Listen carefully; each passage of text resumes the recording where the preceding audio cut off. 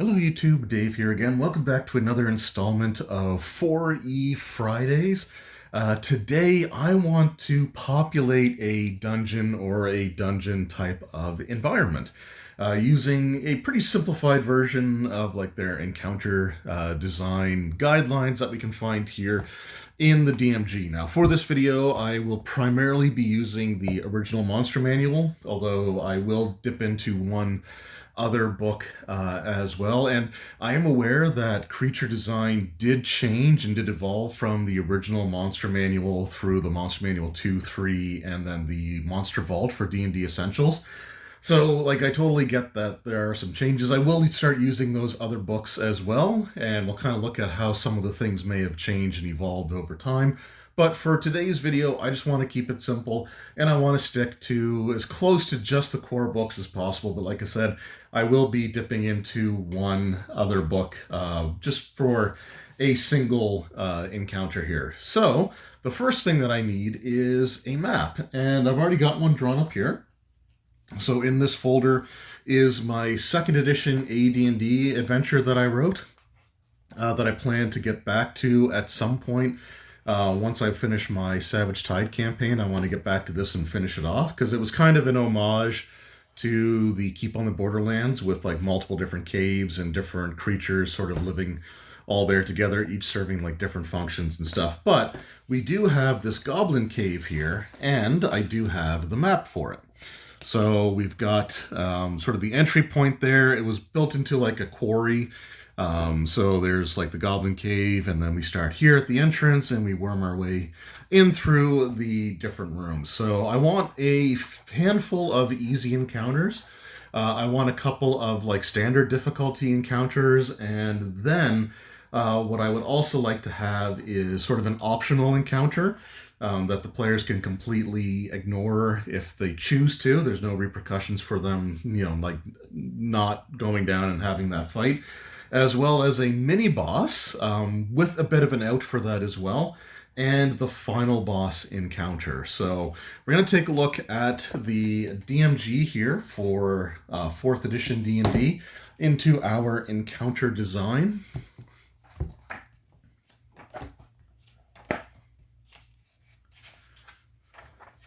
So what we have here are our XP budgets. I'm assuming a group of 4 players, although technically 4th edition was designed, I think, with a group of 5 in mind, and even 5th edition is up to like 6 or 7 players, though 4 is kind of the standard. So I'm going to be designing for a group of 4 second level characters, right? Because this would be something where they had some sort of introductory adventure that gave them the fame or notoriety that they needed to be approached to deal with the goblins in this particular cave.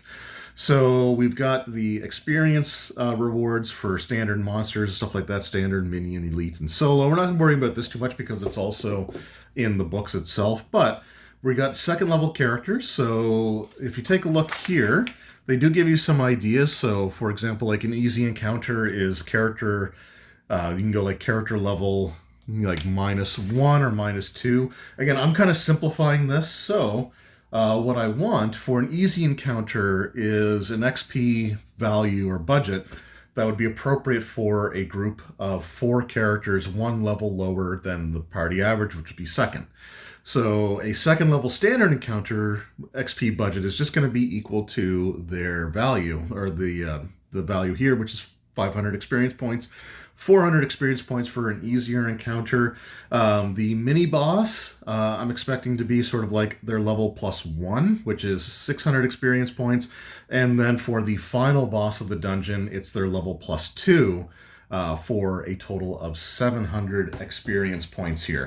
So, and forgive my handwriting here because it's not super good, and I am sitting at an angle here, so like I said, just kind of bear with me here. But we're looking to populate the Goblin Cave, and we want easy encounters, and we want like 3 of them throughout the scenario, and that is going to be an XP budget of 400 experience points. So if we've got 4 player characters, they complete this encounter, they should all each be gaining 100 experience for this. We also want some standard encounters.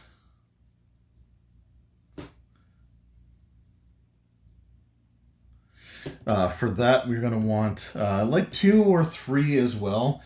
But this will include our optional. So we're just going to put 2 to 3, and that XP budget is going to be 500 XPs. And then we want our sort of mini boss encounter. And the XP budget on that will be 600 experience points, because that's your level +1. And then the final boss is going to be your level +2, which will be an XP budget of 700 experience points. And again, this is a pretty simplified sort of form of that, but this is what we're working with here. These are the XP budgets. You can get a lot more involved with it. Like I said, they had the example of an easy encounter, and it gives you like the creature role in combat and then like what the level of that target should be. We're just going to go by the XP numbers here because, you know, with 4th edition, the player characters are a bit more durable, potentially, although when I did my Goblin test video, the 4E one did not do as well as I expected it to, so the creatures are still kind of on that level with you, but we're going to try to make this work as best as we can. So we're going to take a look at our map here again. And so we've got sort of the main entry point here. So they come in through the cave, and this is sort of like the main area, like where the goblins might necessarily congregate. So there's supposed to be a fire pit. I forgot to draw it in there. There's like a fire pit in the middle of the room, and there is like a vent in the ceiling that does draw the smoke out. A2 is sort of their armory, so I don't actually expect any encounters in here, but there is going to be one in A1. A2 is just going to have like their arms and armor that they're not currently using. A3 here is going to be our optional encounter, because there is basically this 20-foot drop that goes around most of this circular chamber here.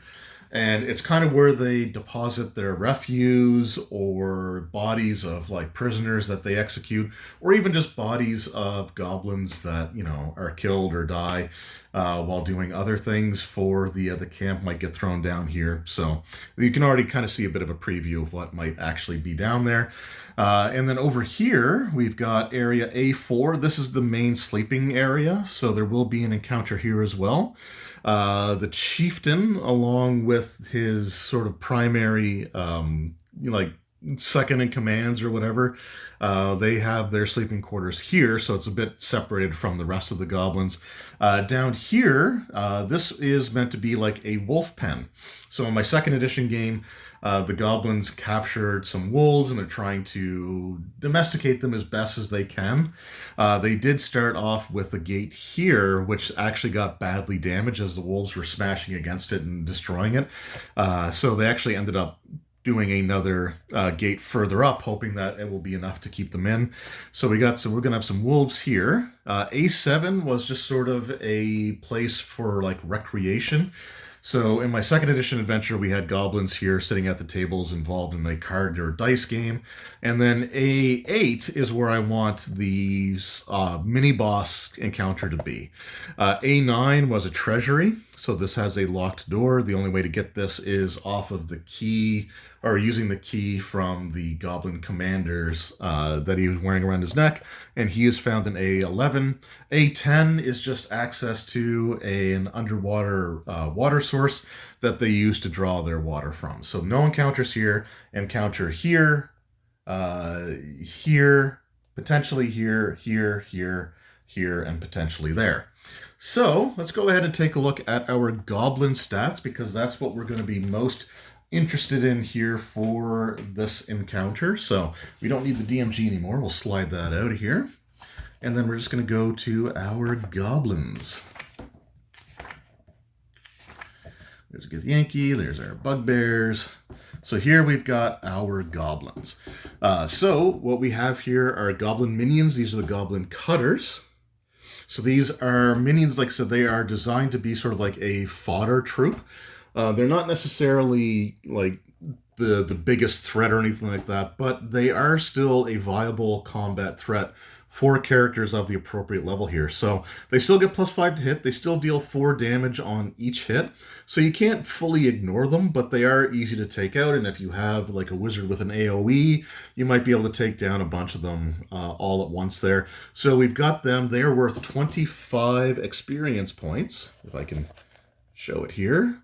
So 4 of them equal 100 experience points, and spoilers, we're going to be using the cutters to kind of pad out some of these encounters. Then we've got the Goblin Warrior here. This is going to be sort of your main standard. If we can get it to focus there. That's going to be our main standard goblin. They're level 1. They are worth 100 experience points. We also have the Black Blades, and these are lurkers. They're more meant to like work together and flank and do sneak attack and stuff like that. So these are more of, I don't want to say an elite troop, but they're sort of more, they're going to be used a lot more sparingly than just the Goblin Warrior there. The Goblin Sharpshooter, we will use them, I think, at some point in this as well. Then we got the Goblin Skull Cleaver, so that's a level 3 brute. They're worth 150 experience points. We got the Goblin Hexer, which is also worth 150 experience points at level 3. And then we've got the Goblin Underboss, who is a level 4 creature and is himself worth 350 experience points. Also going throughout this, we do want some wolves, because they are going to be part of this as well, and maybe even a dire rat or 2. So we're going to find the rats. Oh, too far. So we got the giant rat here, which is just a minion, but then we've got the dire rat, which is a level 1 creature there as well. So we'll be including at least a dire rat in there. I feel that's appropriate. And then we're looking for our wolves.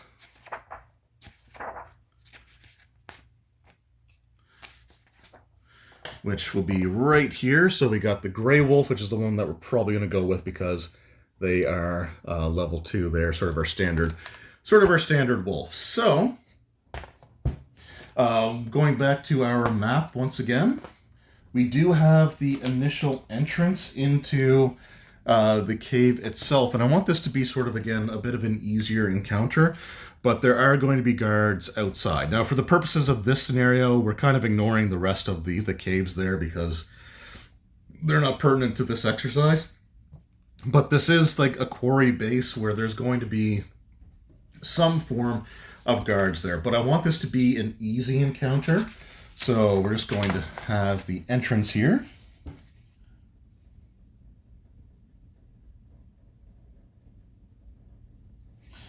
And for that, I got to angle this to where I am. I do apologize. But what we're going to have out here, this is going to be an easy encounter. So again, we want at least 3 of the encounters to be like easy difficulty, meaning that they're slightly like the average is like the level of the party -1 is how I'm approaching it. If you would do your dungeon stalking different, let me know that in the comments below. But I think this would make for a decent encounter, and the characters always have the ability to retreat, and if they do, then we can talk about like how some of these things might restock if they do so. But the entrance, we're going to have just one regular Goblin Warrior, because again, we want this to be a bit easier on the party. So we got the Goblin Warrior, and we're going to have, so he's worth 100 experience points, and then we're going to have 1 wolf, so 1 gray wolf, and they're worth 100 experience points. So we've got 200 of our 400. The wolf is worth 125. I apologize. Right? Just want to make sure I got that right. I did write this out, like last night, just to see how it would look on paper. But we are recreating it here for the video. Gray wolf, yes, they're worth 125. Okay. So we got a Goblin Warrior who's 100 experience points. We've got a Grey Wolf, that's 125. And then we're going to have 7 Goblin Cutters. So they are worth 25 experience points each. But it works out to 175 XP for them in total. So that gives us 175 and 125 is 300. And then we've got our another 100 XP creature there to make our 400 experience point budget. So again, it looks a bit daunting, but most of these are your minions. So if you have a wizard with like Burning Hands or something like that, let's just take a look. Let me grab my player's handbook here.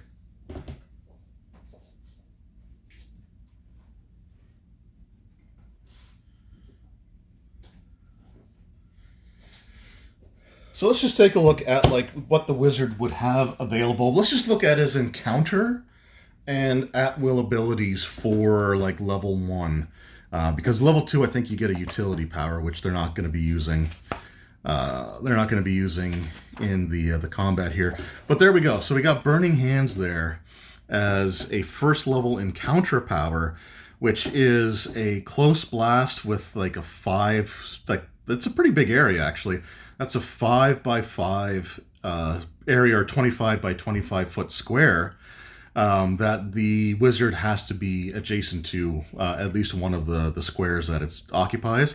And that is, intelligence versus reflex, 2d6 plus intelligence modifier. So, a standard wizard at this level, at level 2, they would be attacking at, they probably have a 16 or 18 for their intelligence. So that would give them +4. They would also get a +1 for their level, and I think their implements also give them a bonus on their attack rolls. I'm not 100% sure, but they'd still be attacking at like a +5 or +6 at this point as well. And I don't think the Goblin minions have that high of an armor class, so let's take a look here. So the Goblin Cutters, they have an armor class of 16. Okay, so you got about a 55% chance to hit them. But if you do, you can blast them all the way basically at once. And with this, I would make sure that at least a decent cluster of these Goblin Cutters are kind of grouped together to allow an AoE to take them out. Because, again, you kind of want the players to be able to do it, right? So that is our outside encounter to get in the into the complex. Then we have area A1. Which is sort of like that main congregation area where we have like the fire pit and stuff like that. So for A1, we'll just call this the general room. This wants to be a standard encounter. So this means that our XP budget is going to be, and I know my handwriting's awful, but our XP budget for this is going to be 500 experience. So we have a little bit more to work with here. So what we're actually going to do with this one is we're going to have 2 Goblin Black Blades, because I always kind of want to have them in pairs, because they are built around kind of like getting into flanking positions so they can sneak attack. So I like the idea of there being 2 of them working together. So we're going to have 2 Goblin Black Blades. And they are worth 100 experience each for 200 XPs off our budget. Then I want to have a Goblin Sharpshooter. So the Sharpshooter, again, they are, a bit more of a challenge. They're like a level 2 creature, so they're worth 125 experience points, I believe. Let's just take a look back in here. Got our Giants, got our Gith, got our Bugbears. So the Goblin Sharpshooter is, they're 125 experience points. So we're going to have one of them.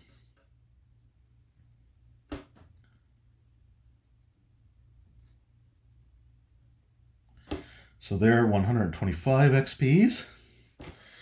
So right now we got 350 of our 500 taken up. So we still have 125 experience points to go. So we're going to go to our trusty 5 Goblin Cutters. And they are 25 XP each for 125 off our budget. So 125 and 125. Oh, I think I did that wrong. 200, 325. I think I did. I think we were supposed to have 7. Hold on here. I did do this, but it was late at night last night. Okay, so yeah, 25 each. So that's 125. That's only 350 or 250. So that's 450. Yeah. So sorry, we should have 7. We should be having 7. Once again. So again, you're using the 175. I think I originally had something else. Oh, no, I just wrote down the wrong number. I wrote down 375 instead of 325, so when I did the initial one. So I screwed up there. But, so again, we've got 10 goblins in this general area, so it kind of fills it out. And again, if we go back to our second edition version of the adventure here, A1, I was rolling like the number appearing, so there were 11 goblins there. Right, these were just sort of like your standard monster manual goblins, or monstrous manual goblins. But I did have 11 of them, and I still managed to have an encounter with 10, where there's the 3 that are like genuine threats that you want to take out, but there's still a large number of ones that you want to make sure that you do deal with. And again, this is another good target for like an AoE, and you can position the AoE, like the Burning Hands for the wizard again, just as an example, in a way that might catch, say, 3 or 4 of the cutters, but also get 1 or 2 of these other threats as well. So you kind of want to make the most of like area of effects or attacks that can hit multiple targets, and these minions do a really good job of that as well. So, but again, we're still kind of close to what we had with that second edition AD&D like number appearing thing, which is kind of interesting. I didn't really quite realize that. And then we're going to have area A3. So again, if we take a look at our map, area A3 there, that is our optional encounter. So it's not one that you necessarily need to go, like the players can completely bypass it if they wish. So A3 is going to be standard but optional.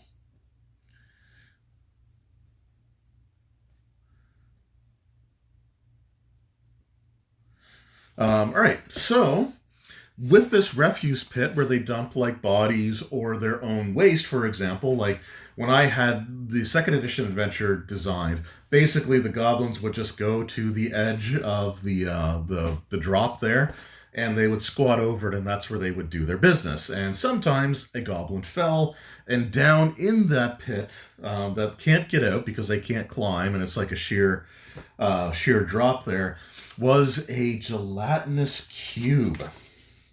So we're going to have 1 gelatinous cube. And if we take a look at the oozes in here, so the gelatinous cube, they're level 5, so that's like the party's level +3. But they're also 400 experience points on their own. And again, this is an optional encounter. This is not one that the players actually need to engage in. So every once in a while, I think that it is important to have a tough creature for them to fight. That maybe it's a better idea if they don't bother. And with this gelatinous cube, I think that kind of fills that role. But it also creates, again, sort of an explanation for their ecosystem. Because one of the things that I hate about a lot of dungeon design is you've got creatures living there, and they'll have like a barracks for them to sleep in. They'll have like maybe a mess for them to eat in, but it doesn't always go into clear detail about where they get water and how they deal with their waste, which are 2 things that are important biologically speaking. So I try to incorporate that, especially with like monstrous humanoids living in like these caves or these types of environments. I always want to be mindful of where their waste goes and where they get like their water and stuff from. So the waste can be, used up by this gelatinous cube, who can also eat the bodies that, again, if a goblin has too much to drink and they, when they're going to do their business, they tip back a little too much and fall down into the pit. Well, then they fall down into the pit. But I don't want this guy to be alone. He's only worth 400 experience points, which again is a lot. It's a lot, so you may want your players to think twice they can also get back out, right? So if they're fighting this thing and it just hits them for way too much and they decide to bail, then the gelatinous cube can't follow them, right? So they'll be able to, they do have a reasonable means of escape, but again, sometimes you got to be a little bit more intelligent about things. But I want to create, again, just sort of like an interesting experience for them.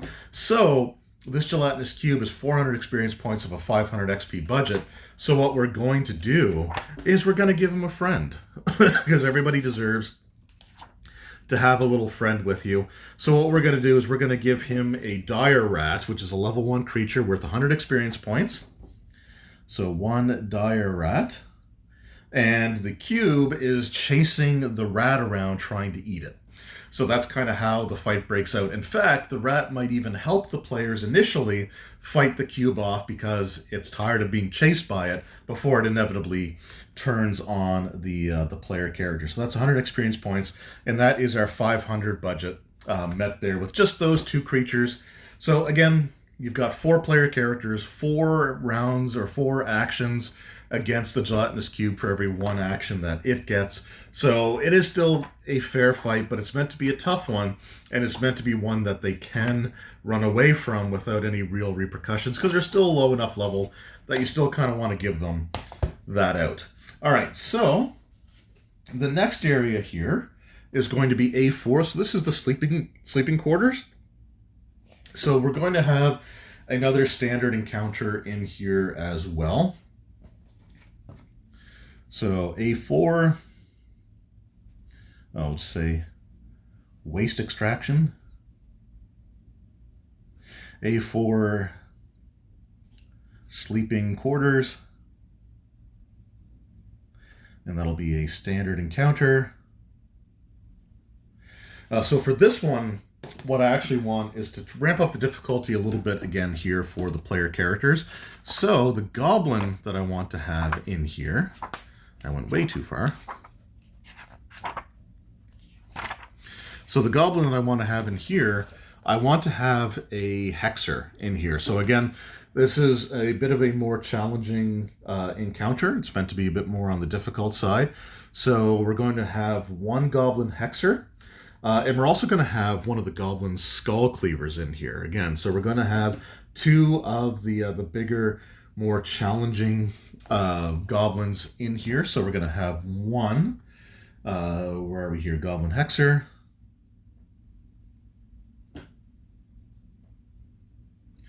And he is worth 150 XPs. We're going to have 1 goblin skull cleaver, who's basically going to be the hexer's bodyguard. They're worth 150 XPs. And they have, for hit points, they've got 53 and 46. So again, it'll take a little bit to go through, but you're going to have your encounter powers. You're going to have, you might even have some of the characters use one of their dailies in this fight. It's possible.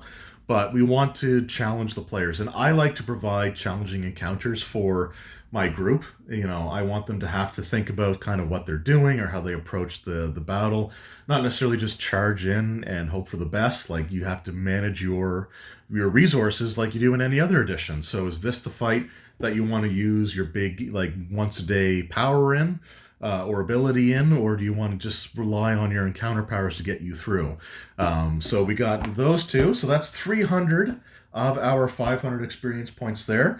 We're also going to include 1 goblin warrior, who's worth 100 experience points. And then we're going to have 4 goblin cutters.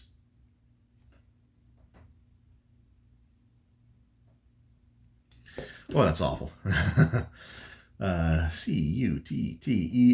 Okay, and they're 25 each for 100 XP. So that is 300, 400, 500 total. So then the next one that we're going to go to is going to be on our map here. This is going to be our wolf den. So this is area A6.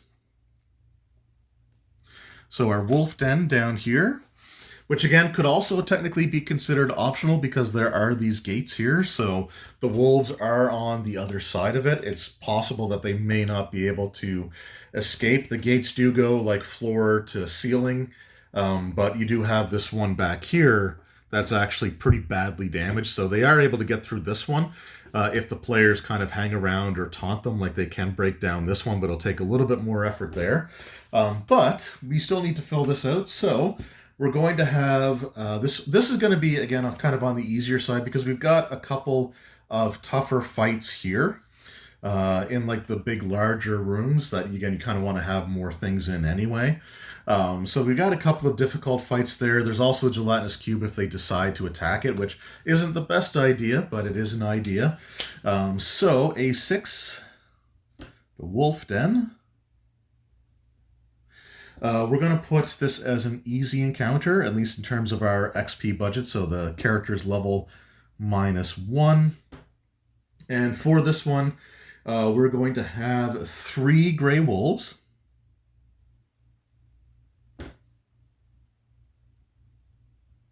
So they're 125 XPs each. So it's going to be 375 XP total from our 400 budget. And then we're just going to have one, you guessed it, goblin cutter. But this goblin cutter, so he's worth 25. Whoops.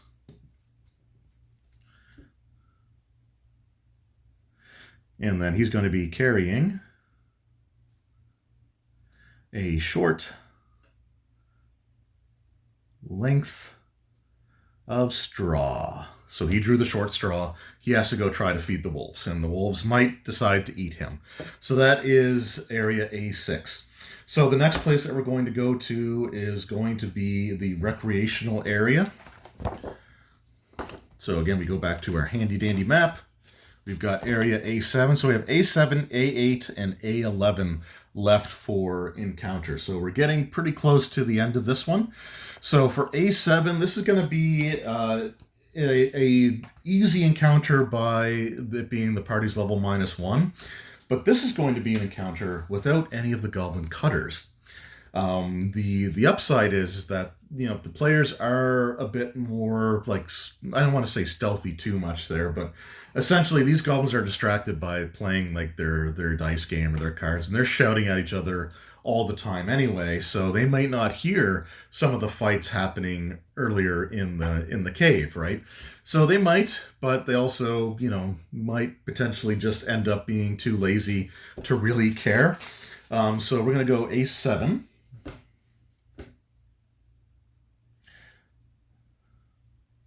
Recreation.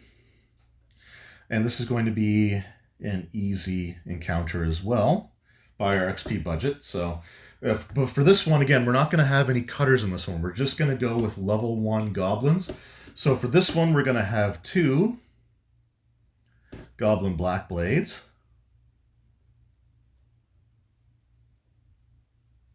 And they're 100 experience points each for 200 XPs total off our budget. And then we're going to have 2 of the goblin warriors.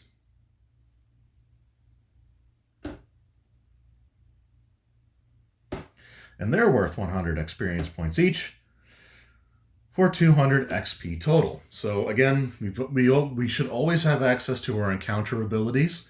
So having these things with some tougher hit points. Again, we've dealt with a lot of minions already.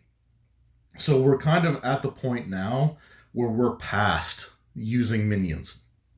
So we use them in quite a few of the encounters leading up to this point, but now we're just going to be using like the more serious goblin stat blocks here. But we also have area A8. Now in area A8, in my second edition AD&D adventure, I had each of those caves with different creatures sort of occupying it. They each had a different like big threat monster that was in there that was meant to be like a serious threat. However, they had a 50-50 chance of being away from the cave when the characters entered. So, like, it'll be rolled each time. So if the characters retreat to rest and recover and then come back the next day, I would roll 50% again to see if they were there or not. Now, in my original one, I had an ogre in there.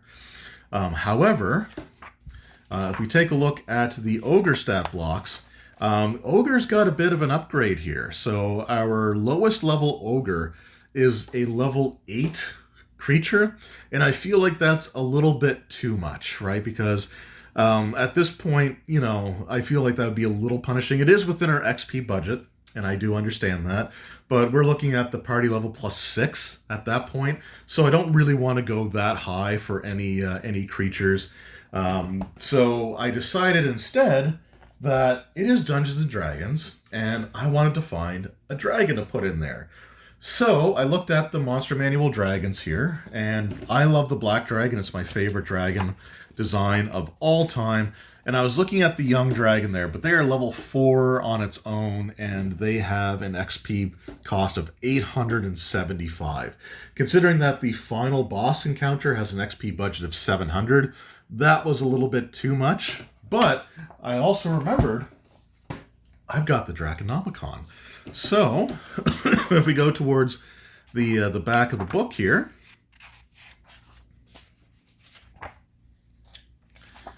see if I can find it.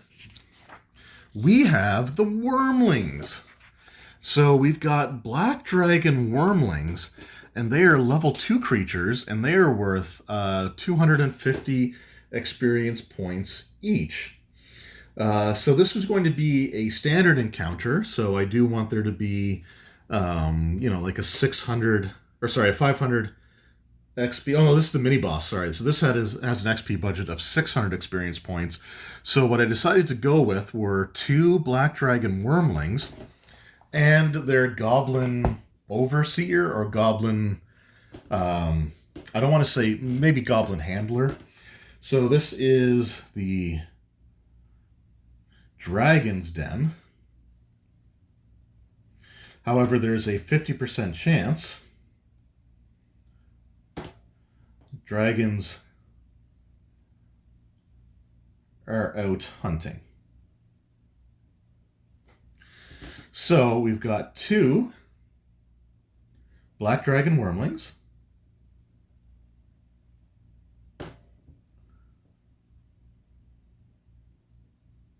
And they were worth 250 experience points each. So that's 500 XPs from our budget. And we do want their handle there, so we're just going to give them 1 Goblin Warrior as well. So he's worth 100 XPs. And if the dragons are out, he's still there. So this could be a fight with 2 Black Dragon Wormlings and a Goblin Warrior, or just the Goblin Warrior. So if he's there by himself, then, he's not going to be a match. So again, we got some tougher creatures here, but there's a chance that they're not going to be there. So again, the Ogre had a 50% chance to not be there as well when the players entered each time. So we're going to do the same thing for the dragon. So this technically becomes another optional fight or an absolute pushover of a fight if the dragons are away and all that's left behind is their goblin attendant or whatever you want to call them. So areas A9 is the treasury. Area A10 is their water source. So there's no encounters there. So all that's left is area A11. So this is the final boss room. Now, I did have him have his own personal treasury that was in behind his throne. So you can do that as well, right? Like, that's perfectly fine. But this was sort of meant to be the main treasury. And then this would be sort of like his private sort of treasure stores or whatever. So we got our last encounter, which is area A11. And this is the Goblin Boss Room.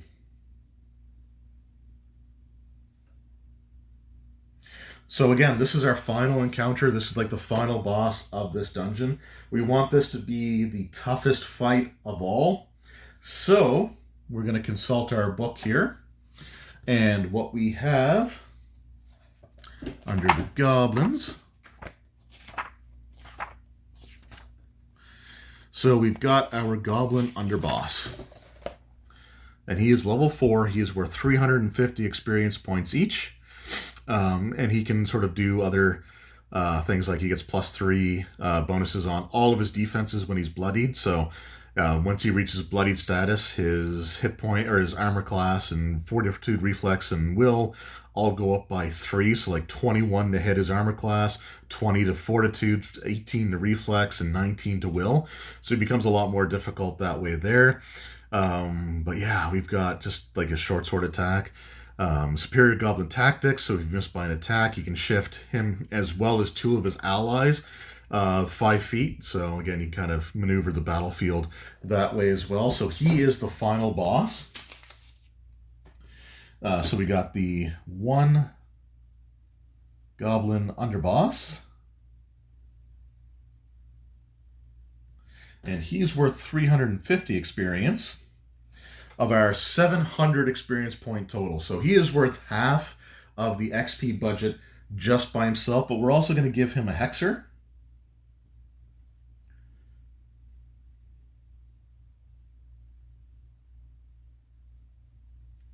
And he's worth 150 experience points. So that's 500 of our 700 experience point budget. And then we're going to go with 2 Goblin Black Blades. And they're 100 XPs each for 200, and that totals to 700 experience points. So here we've got our dungeon layout. So this could be, you know, an entire like dungeon crawl or little dungeon scenario. So we've got our initial encounter. So again, sort of meant to be a bit on the easier side, a little easier and breezier. We've got 1 Goblin Warrior with 1 Grey Wolf and then 7 Goblin Minions guarding the outside. And again, their attention can be diverted. They can be sort of a bit too relaxed, maybe for their own good. However, if the players leave and return later, then they would be on a higher state of alert. And basically, the way that I had it is you'd have different things coming out like as they progress through the scenario and gone through like the different caves. So once the goblins were cleared out, then you'd have like the kobolds would be sort of in charge of security, and then it would go fall to the orcs, the gnolls, and then finally the hobgoblins, which were the leaders here. But that's for my 2nd edition AD&D game.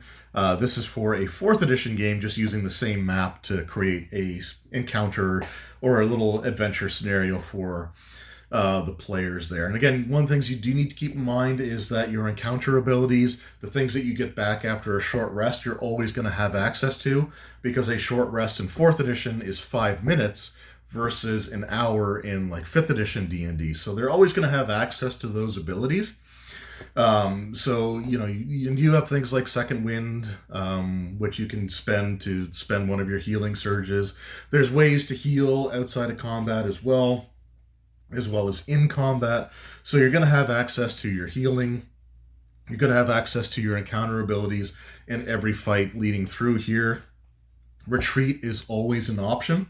And basically, what I would plan on doing is that anytime the players leave and come back, I would roll kind of like a 50-50 chance for each encounter that they've cleared out to repopulate, right? So like there might be goblins that are out on patrol or out doing other things, raiding different areas, so they may have one of their raiding parties come back.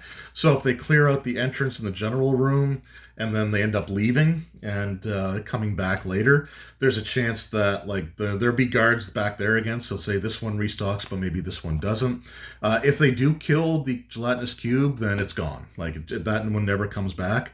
But you know, the other ones there's a chance that they can come back. Or you could even roll a chance for like each of the, you know, non-minion creatures to come back. Or you could even just fill that encounter area with you know, a group of minions to make it so that, you know, they've kind of repopulated, but they're not like the seasoned warrior type goblins that you may have taken out initially. So there's ways to restock the dungeon if you need to. And you could, like I said, you could even have like again, like this guard one here, that could be like a raiding party. So you might have these, like one of these encounters come back to fill in some of these areas as well. If you really want to do that, you can also just leave them empty as well. Again, with the dragons, they are a tougher fight, but there's a 50% chance each time that they're not going to be there. I think we got a pretty good mix of things here. So again, we're expecting 4 players, right? So here we've got 9 creatures for 4 players, most of which are minions. Here we've got 10 creatures for the 4 characters, but again, most of them are minions, so they can be taken out pretty easily. Here we've only got 2 creatures for 4 players, and one of them might even temporarily help them, or at least not want to fight them in that situation. And then here we've got 7 creatures for 4-player characters, but again, 4 of those are your minions.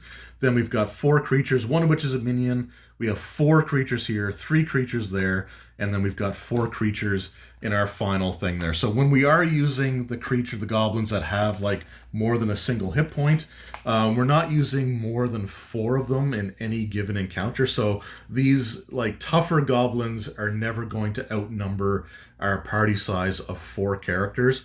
But we do have like ones where they are outnumbered, but it's largely due to the inclusion of minions. And you've got different roles, within there. You've got your skirmishers, you have your lurkers, you have your brutes, which are more like just your straightforward attacker there with like the skull cleaver goblin. So you got a pretty good mix. No 2 encounters in here are meant to be the same.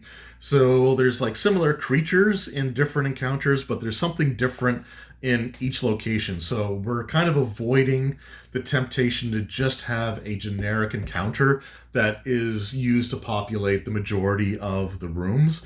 We've got different makeups, different dynamics in each of these. And I think for a group of 2nd level characters, because again, the players are level 2 going into this, I think this is, a fair challenge for them. They may have to retreat and rest and regain their dailies and go back in. But I think they've got a pretty fair chance of dealing with these encounters without expecting like any serious losses or anything like that. So I don't think any of the players are necessarily going to get killed, but it's a thing that can happen. And again, I like to have tougher, more challenging encounters for my players, and I think that this will provide that, while still being one that they have a very strong and reasonable expectation to come out of on the other side. So there we go. That is sort of stocking up and filling out just a little dungeon, 11 rooms, 11, 12 rooms, whatever you want to call it, in an outside area. So not a huge, like, mega dungeon crawl, but something that's a bit more bite-sized and reasonable. I kind of prefer, like, the 10-room dungeon with not every room having something in it, right? Because we do have 1 room, 2 rooms, 3, 4 rooms, basically 5 if you include the goblin boss's treasury, his own personal treasury there. So 5 of the 11 rooms don't have any encounters in them, but we do have the rest here. So we got the outside, then we've got the meeting area, we've got the optional one, we've got the sleeping quarters, we have the wolf's den, we have the recreation area, we've got the potential of the dragon's den there, and then we've got the goblin boss as well. So anyway, let me know in the comments below, how would you populate this dungeon with goblins and other creatures? Would you use more like dire rats or wolves? What other creatures would you throw in here? Again, like the dragon fight, that was one that I was a little bit concerned about when I started looking at the monster manual. But looking at the wormlings, I think it's a little bit more reasonable to use them in there. But how would you populate this dungeon? How would you go about building the encounter? So like I said, what I like to do is have the party level -1 or 2. So if I were doing this for like 3rd level characters, for example, the easy encounter would probably be the level -2.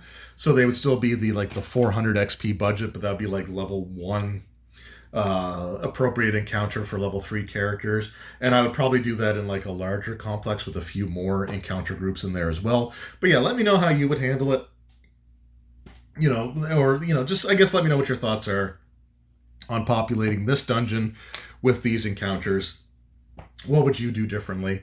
I always look forward to people's feedback there as well. So I hope you guys enjoyed this installment of 4th edition Fridays. I really enjoy working on these, and I'm really energized to do these 4E videos. They have been doing really well on the channel, which I appreciate. And I know there's a lot of people that are tempted to just do the thing that's popular, but I'm going to talk about what I talk about. The things that I like is more than just 4th edition, but this 4E Friday series I've been really enjoying, so I hope you guys are as well. Anyway, thank you so very much for watching. I hope you enjoyed. I will see you in the next one. Until then, take care.